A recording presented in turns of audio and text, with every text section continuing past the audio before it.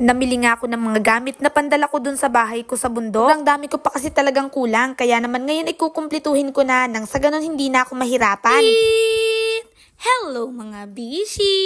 Habang ako nga ay nasa Kinumay, lahat ng mga gamit na kulang ko doon ay nililista ko. Ako kasi yung tipo ng taong sobrang makakalimutin, as in mga bishi, hindi ko din alam kung bakit, pero lahat ng mga bagay mabilis kong makalimutan. Kaya naman habang nandun ako, lahat ng bagay na wala ako katulad ng mga kawali, kaldero, nililista ko na yan nang sa ganun pagbaba ko at pagpamili ay kumpleto na. Doon nga sa nakaraan kong vlog, ang akin nilulutuan ay electric cooker. Kaya naman ngayon bumila ako ng kawali nang sa ganun kahit brown out, makakapagluto pa din ako. Hindi naman talaga ako mahilig magluto mga bishi. Mayroon lang akong itlog at hotdog, masaya na ako doon. Pero dahil nga nakatira tayo sa bundok, kailangan talaga kompleto tayo sa gamit. Mag-isa lang naman ako sa bahay, kaya naman ang aking mga gamit na binili ay maliliit lang. Yung aking sandok at tsanse ay maliit lang. Bumili na nga din pala ako ng hanger tsaka pang spray sa guyam dahil doon nga ay sobrang daming guyam, yung kulay itim na malalaki. Kaunti lang yung binili ko pero yung binayaran ko ay parang malaki. 1.3 mga bishi dahil mayroon nga akong biniling kawali. Habang iniimis ko nga itong aking mga gamit, nag-worry ako kung kaya ba ito sa motor dahil isang sako bag at isang tabang aking daladala. Pero wag niyong ismuli ng habal-habal mga bishi kasi bongga, kering-keri kami. Kaya naman panis yung inyong NMAX at ADV dito sa habal-habal ni kuya. Kahit gaano pa yan galaki, kayang-kaya niyang dalhin mga bishi. Ang astig nga. Salamat nga pala kay Kuya Raymar dahil tinulungan niya ako magbuhat nitong aking gamit. Daig ko pa ang bakasyonista mga bishi, nakasako bag talaga ako.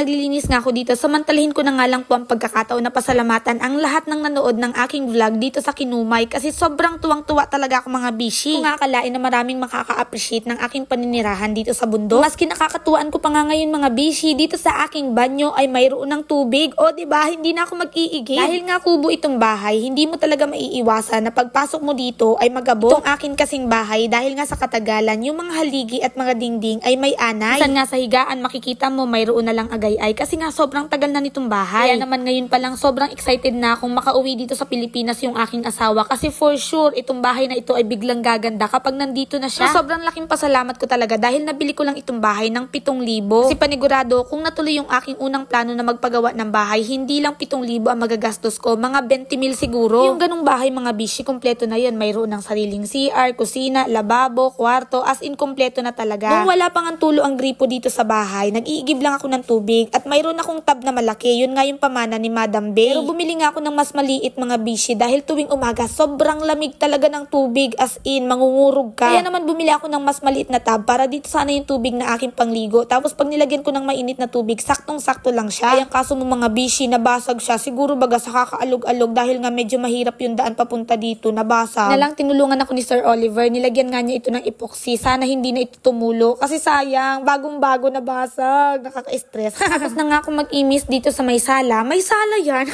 Dito naman ako ngayon sa kwarto mga bishi. Kung mapapansin nga ninyo, mayroong palibot na tela itong aking bahay. Siguro nilagyan ito ni Madam Bay nang sa ganun walang siwa. Tapos kapag nagalinis ako dito mga bishi, bawat sulok talaga inasuyod ko yan kasi baka mamaya mayroong mga kung ano-ano, 'di ba? Hindi ko mamalayan, mayroon na palang mga sawa o kaya naman mga daga na nakatira. Kaya naman inasuyod ko yan ng walis nang sa ganun mapagpag sila at magsialis, ganun. Nga sa nakaraan kong vlog, mayroong nag-comment doon, dapat daw mayroon akong kulambo nang sa ganun hindi daw ako malaglagan ng mga kung ano-ano. Kaya eto na mga bishi, dumating na nga yung aking order na 10 kulambo. Una ko nga itong nakita kay Madam Bay, kaya tinanong ko siya kung saan niya ito binili. Siyempre sa pambansang bilihan natin, ang Orange app. Kaya naman kung gusto mo rin magkaroon ng ganito, ilalagay ko na nga lang yung link sa comment section nang sa ganun makabili ka rin. Kasi alam nyo ba, sobrang safe ng ganito, hindi ka basta-bastang papasukin ng lamok kasi secured na secured. Maniwala nga kahit sa hindi, 6 nga ang zipper nito at baliktaran. Kahit nasa loob ka o nasa labas, pwedeng-pwede mo siyang i-zipper. Nasa kanan nga din ang inyong higaan, pwedeng-pwede yan kasi nga baliktaran, kaliwa kanan yung kanyang zipper mga bishi. Mayroong patayo, mayroon din namang pahiga. O diba, ang asti. Hindi ka na mag-worry na malalaglagan ka ng mga mabait, malalaglagan ka ng mga ipot ng butike o kung ano-ano pa. Kasi nga secured na secured ka. Kaya naman kung gusto mo nito, bilhin mo na, nasa comment section ang link ilalagay ko. Ilagay ko na nga din yung aking hanger at sipitan dito sa banyo. Tapos nilinis ko na nga din itong aking pinakang lababo. Gusto ko talaga mga bishi, yung mga aesthetic. Kaya naman kung mapapansin nyo yung aking kwarto, yung aking classroom dati, talagang aesthetic yung aking mga gamit ay kulay puti. Gusto ko nga din sanang gawin yan dito sa aking bahay kubo malabo, kaso papaano, sayang naman itong mga gamit na pinamana sa akin ni Madam Bay. Wala din akong nabiling lagayan ng pinggan na color brown o kaya naman kulay puti, kaya naman naging violet. Kaya kung ano na lang muna yung kulay ng gamit ko ay pagpasensyahan nyo na, hindi ko muna ma-achieve ang pagiging aesthetic girl. Aesthetic yarn! Sobrang bilis ng oras, gabi na nga mga bishi, kaya na andito na ang aking mahiwagang anirola. Nang sa ganun hindi na ako lumalabas kapag iihi. Naayos ko na nga din ang aking kwarto, pati yung aking sala at kusina, kaya naman ready to sleep na ang bishi ninyo. Ganitong magagabi na, sobrang nalulungkot na ako mga bishi kasi namimiss ko yung aking mga anak. Pero syempre, sabi nga nila, kung gusto mong maabot yung iyong pangarap, kailangan mo talagang magsakripisyo. Kampante naman ako na mayroong nag-aalaga sa kanila, kaya maraming